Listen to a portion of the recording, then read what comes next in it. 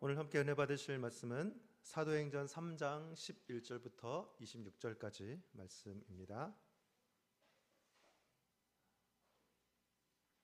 신약성경 191페이지입니다. 사도행전 3장 11절부터 26절까지 말씀입니다.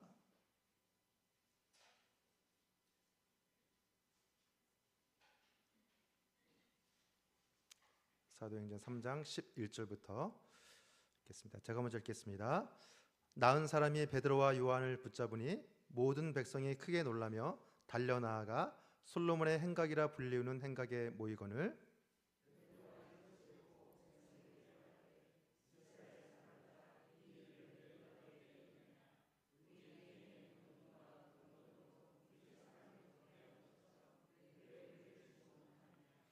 아브라함과 이삭과 야곱의 하나님 곧 우리 조상의 하나님이 그의 종 예수를 영화롭게 하셨느니라. 너희가 그를 넘겨주고 빌라도가 놓아주기로 결의한 것을 너희가 그 앞에서 거부하였으니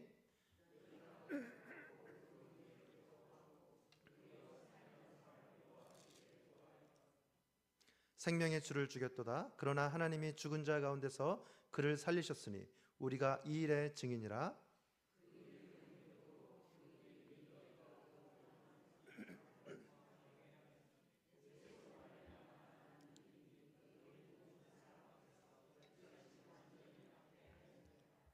형제들아, 너희가 알지 못하여서 그리하였으며 너희 관리들도 그리한 줄 아노라.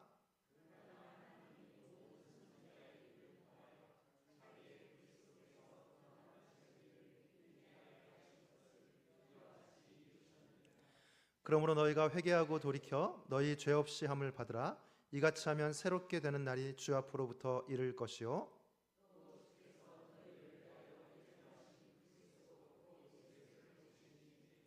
하나님이 영원 전부터 거룩한 선지자들의 입을 통하여 말씀하신 바 만물을 회복하실 때까지는 하늘이 마땅히 그를 받아두리라.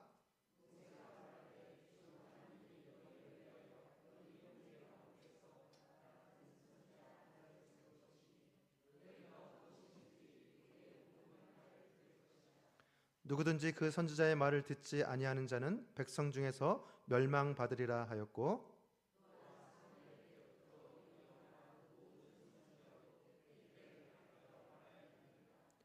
너희는 선지자들의 자손이요 또 하나님이 너희 조상과 더불어 세우신 언약의 자손이라. 아브라함에게 이르시기를 땅 위의 모든 족속에 너희 씨로 말미암아 복을 받으리라 하셨으니 하나님이 그 종을 세워 복 주시려고 너희에게 먼저 보내사 너희로 하여금 돌이켜 각각 그 악함을 버리게 하셨느니라. 아멘. 이번에 조명을 좀 교체한 걸로 알고 있는데 훨씬 밝아진 것 같습니다.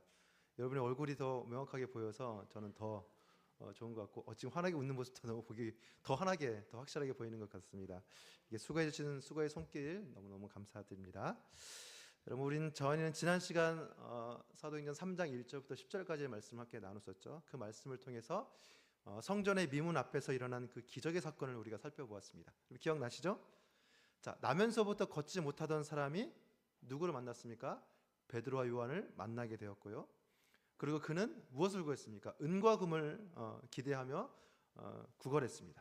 그러나 베드로는 은과 금이 아니라 무엇을 그에게 주었습니까? 나사렛 예수 그리스도의 이름을 선포하며 그를 일으켜 세웠습니다. 그 결과 그는 태어나서 처음으로 일어나서 걷고 뛰면서 하나님을 찬양하는 삶을 선물로 받게 되었습니다. 그래서 이 사건은 단순한 어떤 병 고침이 아니라 바로 예수 그리스도의 능력이 드러난 사건이라고 말씀을 드렸습니다. 그리고 사람들은 이 기적을 보고 놀라며 주목했지만 성경은 기적 그 자체보다 더 중요한 것을 우리에게 보여주고 있죠. 기적은 목적이 아니라 바로 누구를 드러내기 위함이라고요? 예수 그리스도, 또한 복음을 드러내기 위한 통로라는 것을 우리가 지난 시간 살펴보았습니다. 자, 오늘 본문은요, 이 걷지 못하는 자가 걷게 되는 그 기적 이후의 장면을 소개하고 있습니다. 성전 미문 앞에서 일어난 이 사건은요, 단순히 한 사람의 인생이 회복된 것으로 끝나지 않았습니다. 자, 그 사건을 통해서 수많은 사람들이 모이기 시작했고요.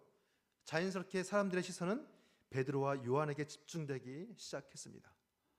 기적을 경험한 사람들은 언제나 그 기적을 행한 사람들을 주목하게 됩니다. 저 사람이 무엇으로 저런 일을 했을까? 저 사람은 어떤 능력이 있어서 저런 능력을 베풀었을까? 이런 시선이 사도들을 향하기 시작한 것입니다. 이런 내용이라고 할 수 있습니다. 근데 우리도 그렇잖아요. 만약에 어떤 놀라운 일이 일어나면 우리는 어떻게 합니까? 사람들은 자연스럽게 사람들, 그 일을 한 사람들, 그 일을 통로로 사용된 그 사람들을 바라보죠. 사실은 하나님이 하신 일임에도 불구하고 우리는 보이지 않는 하나님보다 눈에 보이는 사람에게 시선을 두기가 쉽습니다. 그래서 신앙의 가장 중요한 문제는요, 사실 무엇을 경험했느냐가 아니라 신앙의 가장 중요한 것은요, 누구를 바라보고 있느냐의 문제가 가장 중요합니다. 참된 믿음의 사람은요, 누군가 나를 주목할 때 그 시선을 그대로 받지 않습니다. 자신을 향한 그 주목을 붙잡지 않고 그것을 누구에게 돌립니까? 예수님께 돌려놓습니다. 이것이 바로 증인의 모습이라고 할 수 있습니다.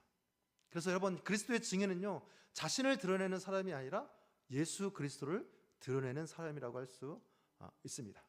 그래서 오늘 이 본문을 통해서 이 부분을 함께 나누면서 우리는 과연 누구를 바라봐야 되는지 한번 함께 살펴보도록 하겠습니다. 자, 먼저 11절 함께 읽겠습니다. 11절 시작. 나은 사람이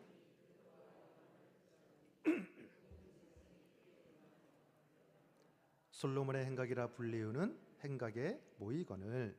아멘. 자, 앞에 내용 아시니까 다 아실 거예요. 나은 사람, 이 걷지 못하던 자가 갑자기 일어나서 뛰면서 걷게 되자 그는 어떻게 했습니까? 너무나 기뻐하면서 성전을 뛰며 하나님을 찬양했습니다. 그리고 이 장면을 본 사람은요, 모두 놀랄 수밖에 없었어요. 왜요? 그가 누구였습니까? 그는 평생 걷지 못하는 사람이었고 항상 같은 자리에서 구걸하던 사람이었기 때문에 사람들은 다 알고 있었어요. 걷지 못하는 사람이라는 것을. 근데 그 사람이 지금 일어나서 걷고 뛰고 있다는 것이죠. 사실 그들의 시선을 볼 때는요, 이것은 단순한 사건이 아니라 놀라운, 사실 충격적인 장면이었습니다.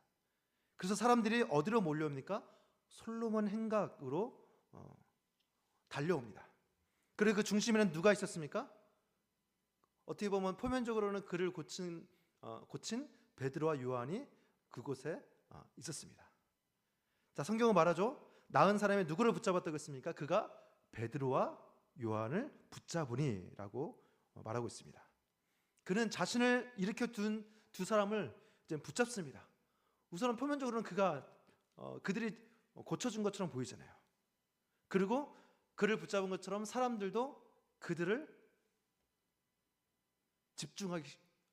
바라보기 시작합니다. 집중하기 시작한 거죠.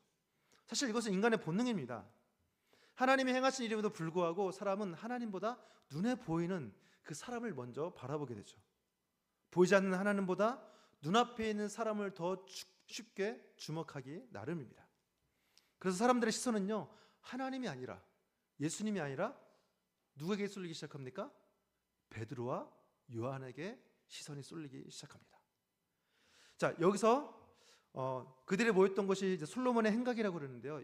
솔로몬의 행각은요, 이 성전 동쪽에 위치한 곳으로 기둥이 길게 늘어서 있고 지붕이 덮여 있는 그런 구조거든요. 그곳에 많은 사람들이 모일 수 있는 그런 공간이었습니다. 당시 사람들은 이곳에서 많이 모여서 대화를 나누고 앉아있고 쉬고 또한 가르침을 듣고 또한 중요한 이야기를 나누곤 했던 그런 장소였습니다. 자, 오늘날로 말하면요, 사람들이 자연스럽게 많이 모이는 광장과 같은 장소라고 할 수 있겠죠. 그런데 이곳이 단순히 사람이 많이 모이는 장소라는 것에서 끝나지 않죠. 성경을 보면 예수님께서도 이곳에서 자신이 누구신지를 가르쳤던 곳이 바로 이곳이었습니다. 다시 말해 이 솔로몬의 행각은요, 하나님의 진리가 한 번씩 선포되던 그런 자리였습니다. 그런데 바로 그 자리에서 지금 어떤 일이 일어나고 있습니까? 한 사람의 인생이 회복된 사건을 통해 사람들이 그곳에 몰려들기 시작하는 것이죠. 그리고 그 모인 자리에서 다시 그 복음이 선포될 준비가 되고 있는 것입니다. 이것이 우연일까요? 우연이 아니죠. 하나님께서 사람들을 모으시는 방식입니다. 하나님은 어떤 사건을 통해 사람들을 모으시고 그리고 그 모인 자리에서 말씀을 들려주십니다. 자, 이어서 12절입니다. 함께 있습니다. 시작. 베드로가 이것을 보고 백성에게 말하되 이스라엘 사람들아, 이 일을 왜 놀랍게 여기느냐? 우리 개인의 권능과 경건으로 이 사람을 걷게 한 것처럼 왜 우리를 주목하느냐? 아멘. 자, 베드로는 그 사람들이 솔로몬 행각으로 사람들이 모이는 것을 그냥 지나치지 않죠. 그 사람들이 누구를 바라보고 있는지를 정확히 파악했습니다. 그리고 즉시 입을 열어서 말하죠. 왜 우리를 주목하느냐? 한번 따라해 보시겠어요? 시작. 왜 우리를 주목하느냐? 자, 이 말은 단순하게 그가 겸손해서 한 말이 아닙니다. 지금 잘못 향하고 있는 시선을 바로 잡는 매우 중요한 선언이라고 할 수 있습니다. 자, 사람들은 그 기적을 보고 놀랐죠. 근데 그 놀람이 어디로 향해 있습니까?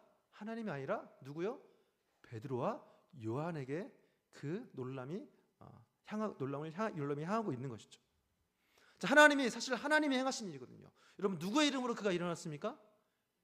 예수님의 이름으로 일어났는데, 그런데 하나님이 아니라, 예수가 아니라 자, 베드로와 요한을 바라보고 있는 거예요. 그래서 베드로는 그것을 당장 끊어냅니다. 왜 우리를 주목하느냐? 내가 한 일이 아닌데 왜 우리를 주목하느냐라고 말하고 있는 거예요. 그리고 앞에서 더 분명히 말하죠. 우리 개인의 권능과 경건으로 이 사람을 걷게 한 것처럼 왜 우리를 주목하냐고 말하고 있는 거예요. 사람들은 아마 이 일을 보며 저 베드로에게, 저 사람에게 큰 능력이 있나 보구나, 치유의 능력이 있나 보구나, 굉장히 경건한 사람이구나 라고 생각했을 거예요. 그러나 베드로는 이것을 단호하게 부인합니다. 아니다. 이것은 우리의 능력이 아니다. 또한 우리의 경건 때문도 아니다 라고 못 박아서 말하는 것이죠. 사실 여러분, 이것이 너무나 중요합니다. 사람은 결과를 보면요,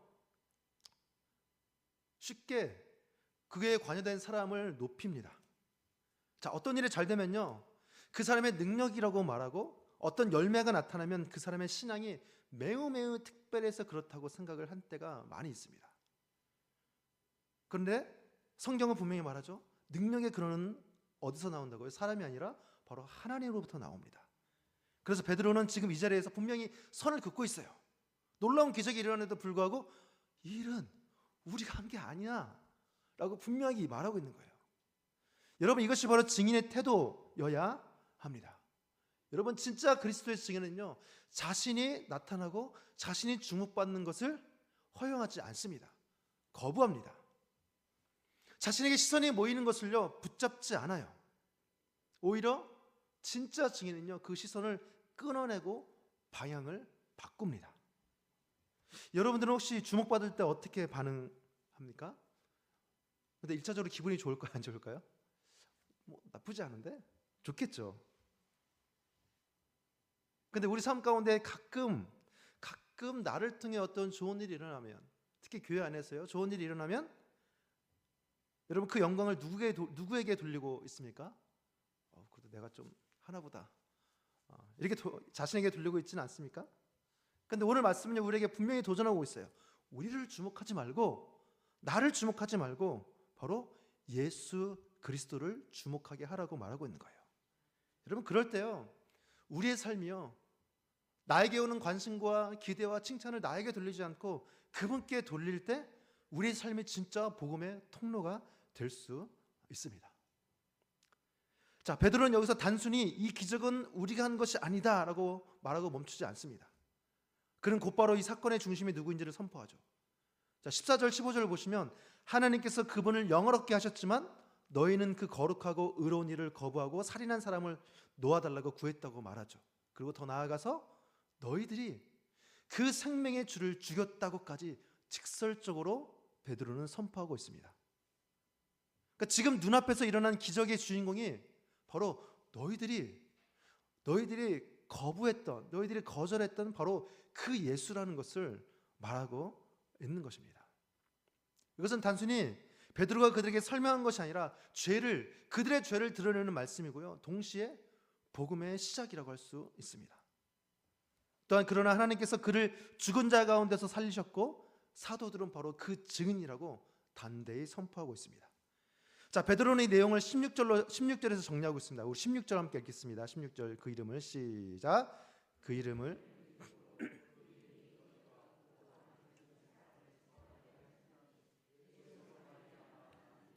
너희 모든 사람 앞에서 이같이 완전히 낫게 하였느니라.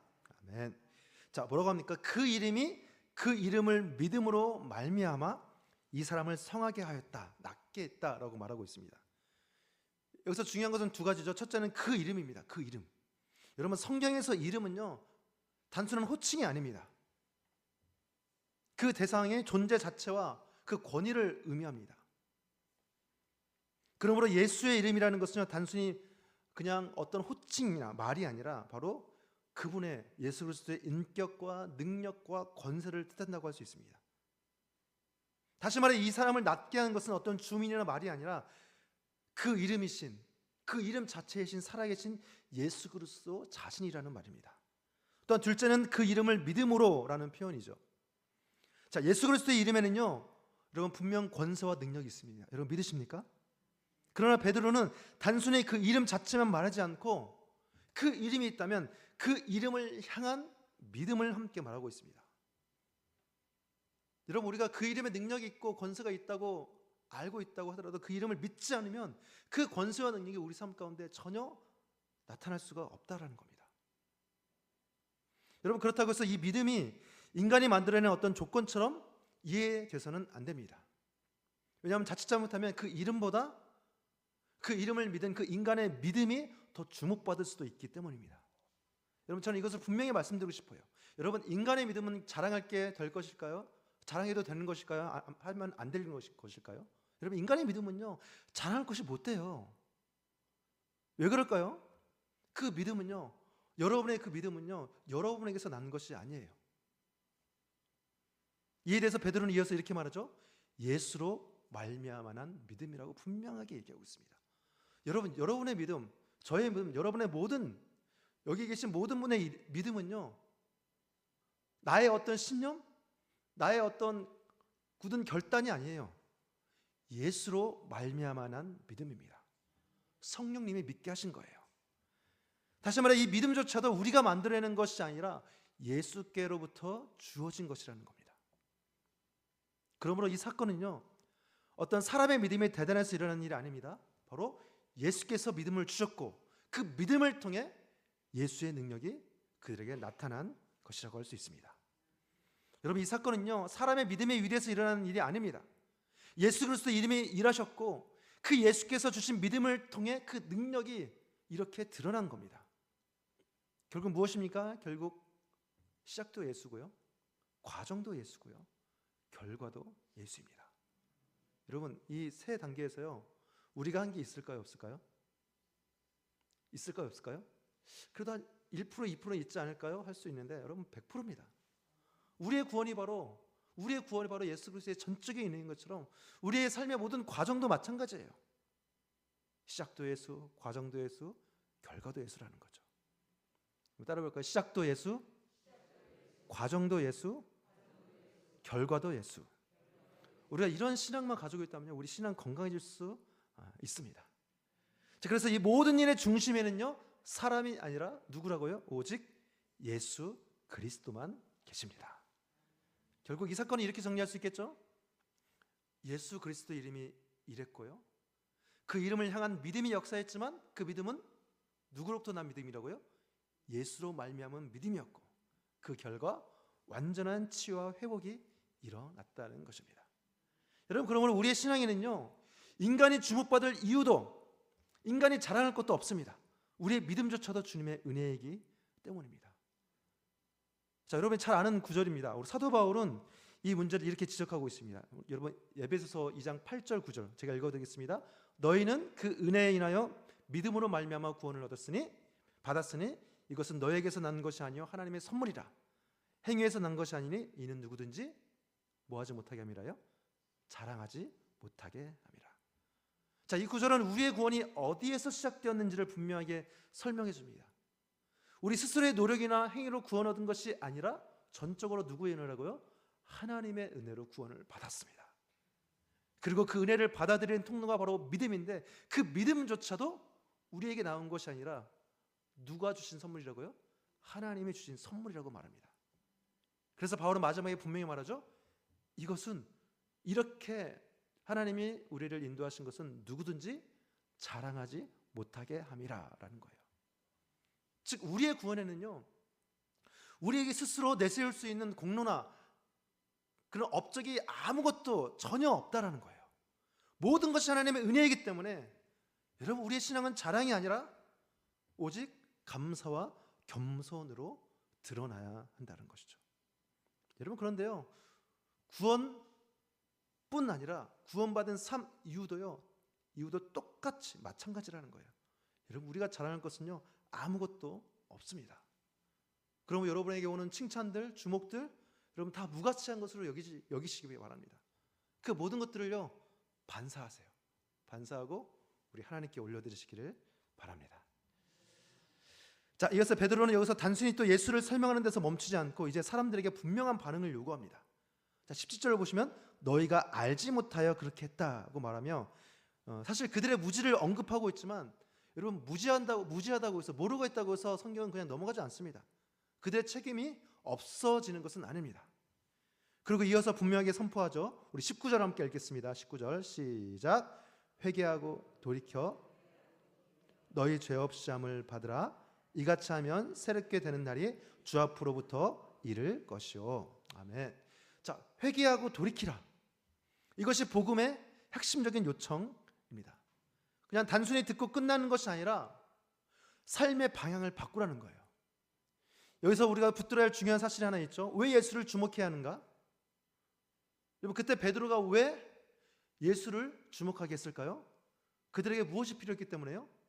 그들에게 전적인 회개가 필요했기 때문입니다. 여러분, 예수를 보지 않으면 우리의 죄를 제대로 볼 수 없습니다. 특히 그 당시에는 더욱더 그랬겠죠. 여러분, 우리가 예수를 바라볼 때 내가 누구인지, 내가 하나님 앞에서 어떤 상태인지 깨닫게 됩니다. 우리는 어떻습니까? 우리는요, 쉽게 자신을 합리화하려고 합니다. 변명하라고 해요. 여러분, 그런데 거룩하신 그 하나님, 거룩하신 그 예수 그리스도의 이름 앞에 서게 되면요, 더 이상 숨길 수 없게 됩니다. 여러분, 예수를 주목할 때 진짜 비로소 진짜 회개와 돌이킴이 시작됩니다. 여러분, 그런데 회개는요, 어떤 단순한 감정이 아닙니다. 감정의 돌아섬이 아닙니다. 후회도 아닙니다. 이 회개라는 것은 메타노이아라는 그 헬라 원어인데요, 제가 한번 말씀드렸던 것 같은데 무엇이라고 했죠? 동쪽으로 가다가 서쪽으로 가는 게 메타노이아, 회개예요. 즉 무엇입니까? 삶의 방향을요, 완전히 바꾸는 것이 회개예요. 동쪽 가다가 그렇구나 하고 계속 동쪽 가는 게 회개가 아니라요, 동쪽으로 가다가 완전 반대편 서쪽으로 가는 거, 자신의 삶을 완전히 돌이키는 거, 뒤로 돌아서 가는 게 여러분 회개입니다. 결국 나 중심에서 하나님 중심으로, 죄의 방향에서 이제는 생명의 방향으로 돌아서는 것이 바로 회개라고 할 수 있습니다. 그리고 그 출발점이 어디라고요? 예수를 바라보고 주목하는 것에서 시작한다고 할 수 있습니다. 그래서 베드로는 이 사람들의 시선을 자신에게 두지 않고 반드시 예수께로 돌려놓고 있는 거예요. 왜요? 그분을 바라볼 때만 사람이 바뀔 수 있기 때문이에요. 그래서 예수를 주목해야 합니다.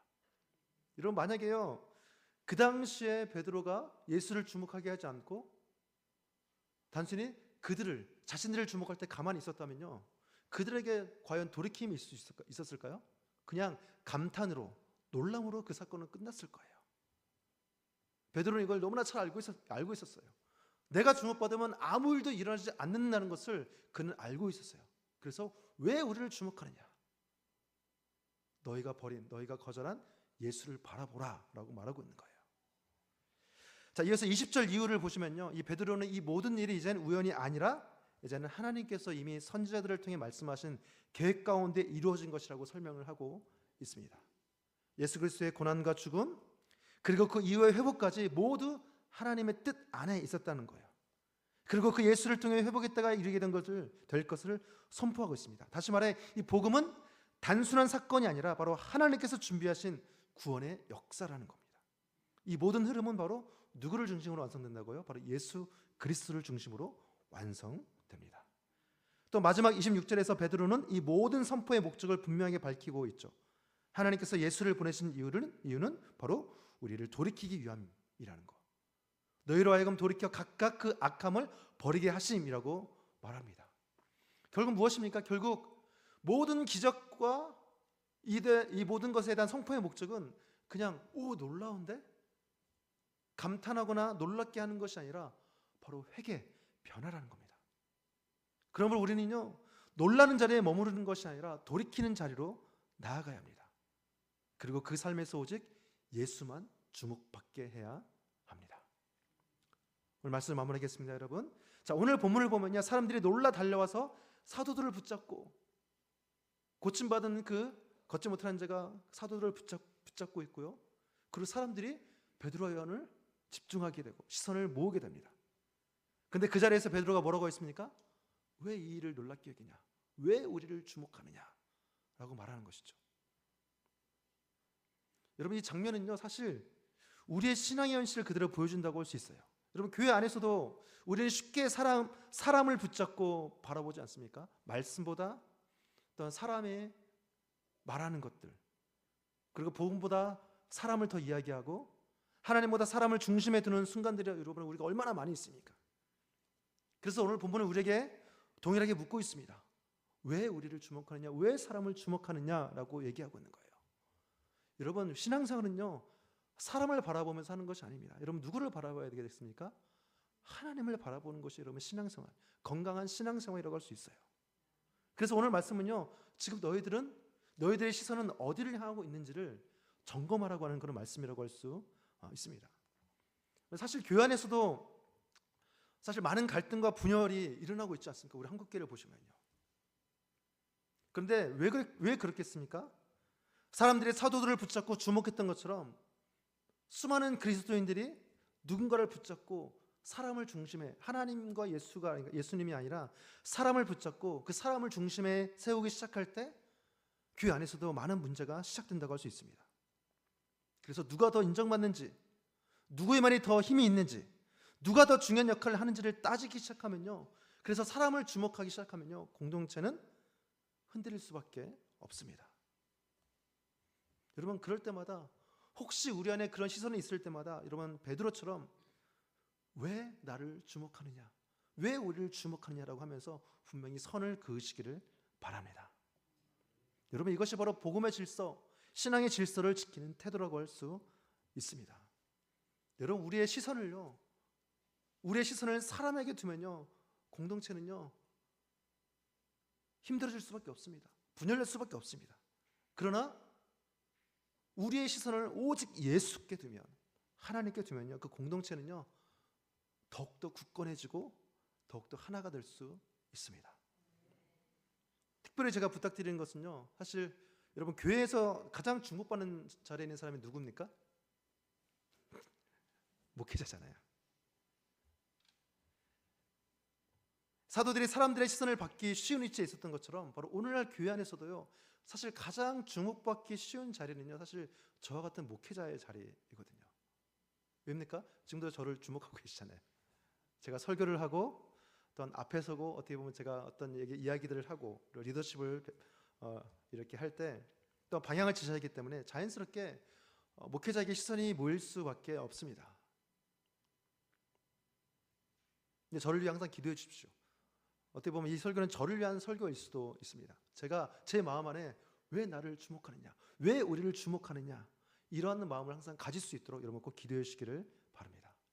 여러분, 목회자는요 자신을 드러내는 사람이 아닙니다. 당연히 주목을 받을 수밖에 없죠. 그렇지만 그 모든 시선을 끌어내고 그 시선들과 그 주목들을 이제는 예수, 하나님께 돌려놓는 사람입니다. 그러므로 여러분, 목회자를 신성하거나 우상하지 마시길 바랍니다. 저는 그럴 만한 사람도 아니지만 항상 한국교회 안에서 이단들, 주로 이단들은 무엇입니까? 그 교주를 신성하고 우상하기 때문 아니겠습니까? 여러분, 사실 목회자는요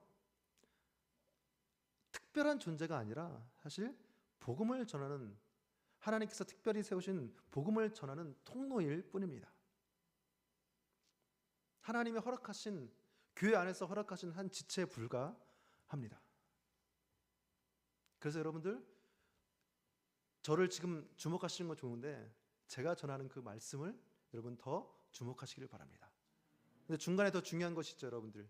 제가 하나님의 말씀을 정말 올바르게 잘 해석할 수 있도록 올바르게 분별하고 연구하고 묵상하면서 그 말씀을 올바르게 해석할 수 있도록, 그래서 정말 생명의 말씀만, 하나님의 그 마음만을 전할 수 있게 여러분이 기도해 주셔야 돼요. 그 기도를 받고 제가 정말 하나님의 말씀을 전할 때 여러분 그 말씀에 여러분들이 주목하시기를 바랍니다. 제가 전하는 예수를 주목하시기를 바랍니다. 왜냐하면요, 이것이 바로 교회가 사는 길입니다. 여러분, 사람의 주목받으면요, 사람의 중심이 되면요, 교회는요 어려워질 수밖에 없어요. 그러나 그 교회가 목회자도 아니고 어떤 직분자도 아니고 장로나 집사, 권사가 아니라 그 모든 사람들이 예수를 주목하면요, 교회는 건강할 수밖에 없고 살아날 수밖에 없습니다. 그러므로 이제 우리는 선택해야 되겠죠. 사람을 바라보며 흔들리는 신앙으로 살아갈 것인지, 아니면 오직 예수 그리스도만 바라보며 견고한 신앙으로 살아갈 것인지를 우리는 선택해야 합니다. 여러분, 우리의 시선을요 더 이상 사람에게 두지 마시기를 바랍니다. 또한 우리의 기준을 사람에게 두지 마시기를 바랍니다. 오직 예수 그리스도만 바라보십시오. 오직 그분만 붙드시기를 바랍니다. 그리고 오직 그분만 높이시기를 바랍니다. 여러분, 그럴 때 우리의 삶이요 살아날 수 있고요, 그리고 이 교회가 살아날 수 있고 또한 공동체가 살아날 수 있을 것입니다. 그래서 여러분, 항상 우리가 교회 안에 어떤 일이 일어날지라도, 어떤 시험과 걱정 이런 일이 있을지라도 그 원인이 된 사람을 바라보는 것이 아니라 하나님을 바라보시길 바랍니다. 사람을 바라보면요, 여러분 무슨 해결책이 있겠습니까? 관계의 문제 어떻게 무슨 해결책이 있겠습니까? 그러나 예수를 바라보십시오. 우리가 예수님이 우리를 사랑하신 것, 여러분 그 한없는 깊은 사랑을 우리가 묵상하면요 용서하지 못할 사람이 없고요, 그분을 높이다 보면요 그 누구도 그 관계를 아무도 무너뜨릴 수 있는 자가 없을 것입니다. 우리가 항상 예수만 바라보고 예수를 주목하는 가운데 이 삼천 동무교회가 하나님이 원하시는 공동체, 기뻐하시는 공동체가 되기를 간절히 소망합니다.